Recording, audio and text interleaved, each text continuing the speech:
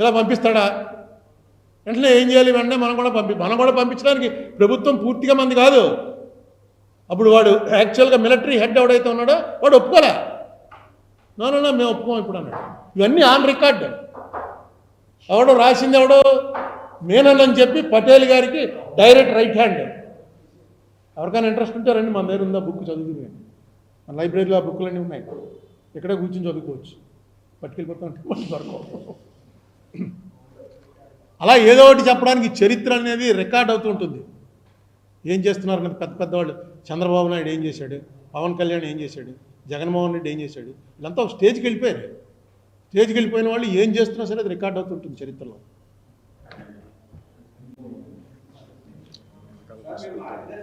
తర్వాత ఇదిగో ఈ బుక్స్ ఎందుకు పెట్టానంటే, ఇవన్నీ నాకేం పని అండి ఈ బుక్స్. మొత్తం అసలు పార్లమెంట్లో ఏం జరిగింది, ఈ కాన్స్టిట్యూంట్ అసెంబ్లీ అని ఫామ్ చేసిన తర్వాత కాన్స్టిట్యూంట్ అసెంబ్లీలో ఏం జరిగింది అన్నది మొత్తం వెర్బాటం రికార్డింగ్. నేను ఇందాక చూపించాను ఈ రోజు ఉంటుందని. అలాగే మొత్తం అది 2 ఏళ్ళు నడిచింది. 2 ఏళ్ల రికార్డింగ్ తెప్పించాను. కొన్ని అర్థం అవ్వలేదు నాకు. ఏమండి ఇది ఇలా జరిగింది అంటే ఎవరో ఎంఎన్ రావు గారని ఒక, ఇప్పుడు కూడా ఉన్నాడు ఆయన, హైకోర్టు జడ్జిగా రిటైర్ అయ్యారు. ఎంఎన్ రావు గారు ప్రాక్టీస్ చేశాడు సుప్రీంకోర్టులో, చాలా మంచి ఆయన, నేనంటే చాలా ఇష్టం ఆయనకి.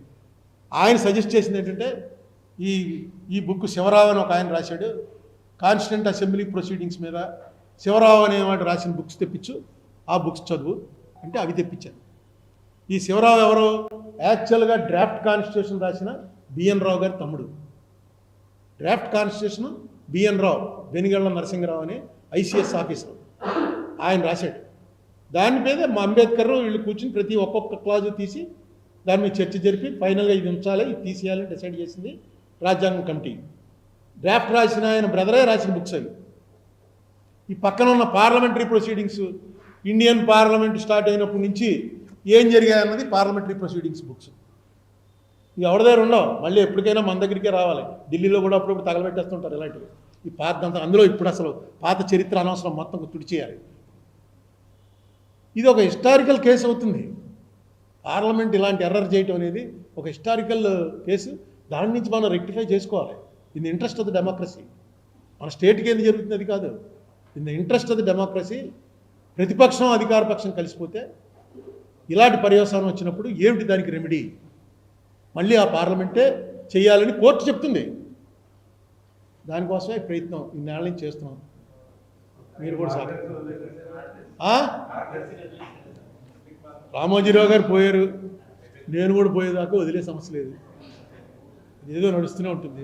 మొన్న కేసులో అన్నట్టు మీకు చెప్పడం మర్చిపోయాను. ఎందుకంటే ఇంకా అప్పీల్ చేయాలా లేదా అన్నది మరి రమేష్ చెప్పాలి కదా.